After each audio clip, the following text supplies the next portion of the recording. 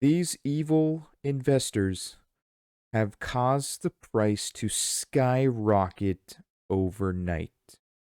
These evil investors have now cost you a lot of money, and me, because I didn't own it at the time.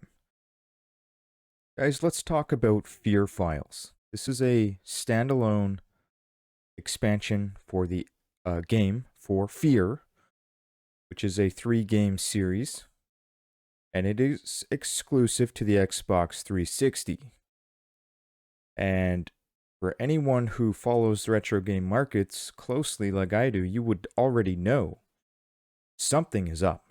Something has happened, and there have been some evil investors swarming into this market. An evil investor or multiple evil investors, they know what's up. For home console, physical media, this is an exclusive not available for the PS3. The F.E.A.R trilogy is a very good trilogy, and the prices have started to move. PS3 prices and Xbox 360 prices are rising, and F.E.A.R in particular is starting to move. That's a hidden gem. Well, for a lot of people out there, it will be a hidden gem, but it is a masterpiece of a complete series. F.E.A.R 2, F.E.A.R 3, they're all good. F.E.A.R 1, they're all good. F.E.A.R 2 Origins, great game. I own that for the PS3 and the 360. Now let's go back to F.E.A.R files. Let me read you the description of the 2 expansions on this single disc. New game elements include a new enemy faction, the Nightcrawlers, who are dangerous human mercenaries equipped with specialized weaponry, more new weapons, and more new locations. Received average, passable, slightly higher than good ratings. The good ratings were, based on solid gameplay. It's a solid game. It's a great game. Not a 8, 9, 10 out of 10 game, but it's a good, solid game. And then they go on to mention, even though the Perseus mandate graphical quality was considered lackluster. I'm not quite sure why that is. That was coming from GameSpot. They claimed it didn't do enough to expand upon the experience. So why am I bringing this up? Because I talk about retro game related economics. I invest in retro games. It's one of my hobbies. I don't do it to make $1 million. I do it as a hobby. And I like physical media. But an evil investor or group of investors has infiltrated F.E.A.R files. These evil investors have caused the price to skyrocket overnight.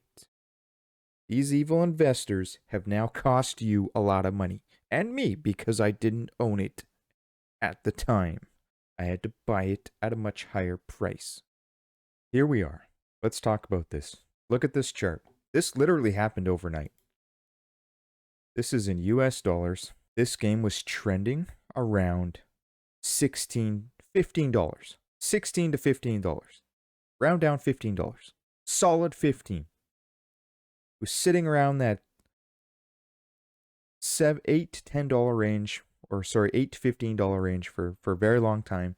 Very slowly creeping up. Beginning at 2020, March 2020, it was $8. Complete in box. Okay, creeping up. Doing what retro games do, especially the 360 and the PS3 games right now. That's why I started buying heavily around 2020. I started buying every single rare game I could get my hands on. I'll try to post a picture of that at the end of this video.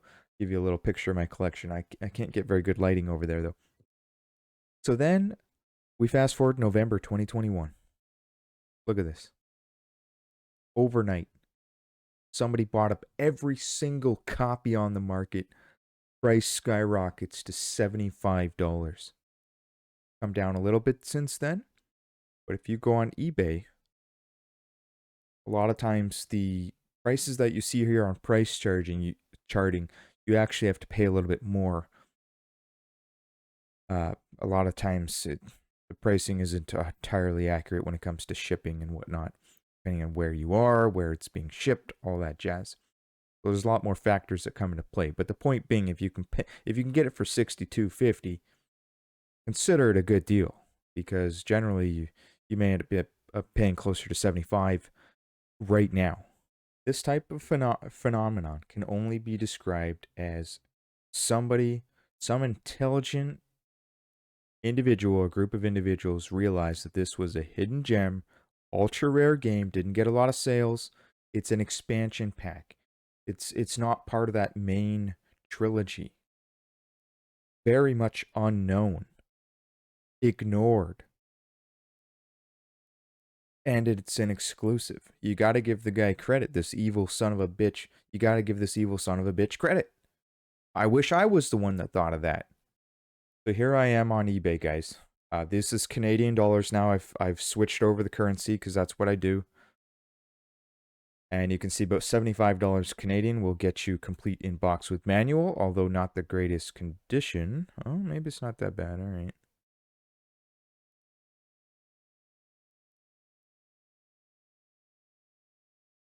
Like there's some, I mean, the boxes can be swapped out, so it's never a big deal if the actual case isn't in great condition. So look at that. The rest of the games, there's one game at 75. It's probably slightly not as good condition as these other ones. And then you're looking at 80 plus Canadian. And the lots on the market in the 80 to 90 to $100 range. Lots on the market. But this is very niche. It's not like these sell a million copies a day, but hopefully the price will continue to trend downward now that this evil investor is out of the market. And maybe you can pick up this game for cheap. So put this one on your radar. I wanted to point this one out because it's a very special case where some evil son of a bitch came in and bought up all the copies. Have a look at that chart one last time, guys, and just know that this sort of thing does happen. So if you know of any hidden gems out there that you think nobody else knows about that's selling for a real good price, don't hesitate to pull the trigger and buy it for $15, which you could have got F.E.A.R files for $15.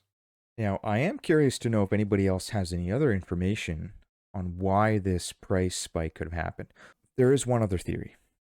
Perhaps some famous YouTuber that I'm not aware of, somebody really freaking famous, played this game, made a review video or something that caused everybody to panic buy. But I've looked at the data on this before, and typically 99% of the time there's not a huge price spike after a famous person lets a hidden gem be known. Not immediately. You may get small spikes immediately. That's more common. Very small spikes. Over the longer term, yes, it will. Those types of videos, YouTube, etc., does affect pricing on video games. Because I'll see a hidden gem video from 2 years ago. I'll be like, oh man, yeah, that's a good game. I'll add it to my list of 200, 300 other games that I need. And eventually I'll go and buy it. Whereas otherwise, I would have never known it existed. That's what the internet does.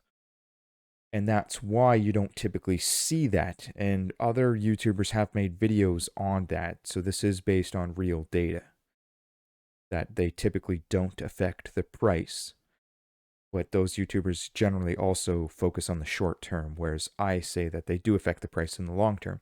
Because that's how I bought the majority of my freaking games. Was thanks to people letting me know about these hidden gems that I would have otherwise never known about. Thank you, YouTube. YouTube has done that for us. And it's a good thing. Otherwise, we would have never known. Maybe you didn't know about F.E.A.R files, but now you do. Guys, if you enjoyed this video, consider subscribing to the channel, leaving a comment below, and liking the video. Let me know if you enjoy this type of content where I talk about retro game prices. Just retro. I will be focusing on the Wii U, Xbox 360, and the Nintendo Wii, perhaps even the Nintendo Switch. I may dabble in that area for some of the rarer games, because it's not quite retro, but there are a lot of rare games that have very low print runs. And if you want to see that type of content, please let me know, and I will make sure to make more and make more of it at a much quicker pace. And stick around, I'm going to show you my Xbox 360 collection as a bonus. Guys, here are some of my recent purchases. All hidden gems, in my opinion, or some of them more well known than others, but some of these are exclusives to the 360. This is a hidden gem. Won't go into that in today's video. Guys, these are some of my most recent pickups. I thought F.E.A.R 3 would be fitting to throw that in there. Have not had time to put these on my shelf yet. I don't have space for them yet either. Case is damaged on this one. I will have to replace it. Magna Carta 2, underrated. Raiden Fighters.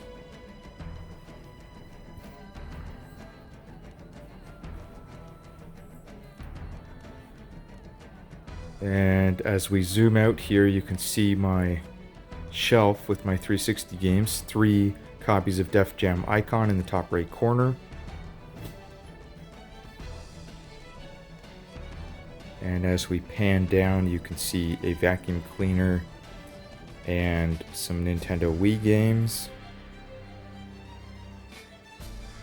as well as some special edition games like Halo and a Switch game in the bottom right corner. Import Tuner Challenge Manual. I have the full version coming, being shipped.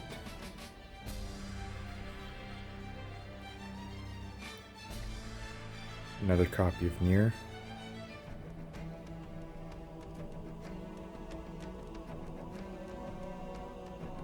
G.I. Joe, underrated. The missing slot there is for 007 Bloodstone. The best shooter on the console.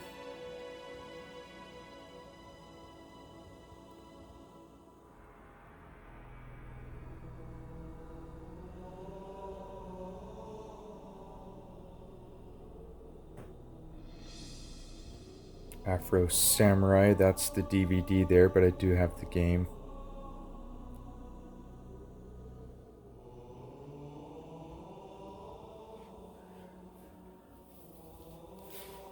And down here, we're getting down to the end of the 360s.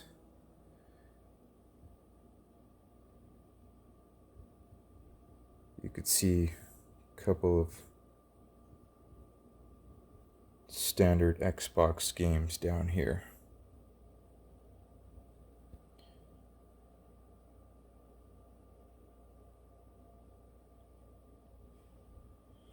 And then it moves on to the Wii collection.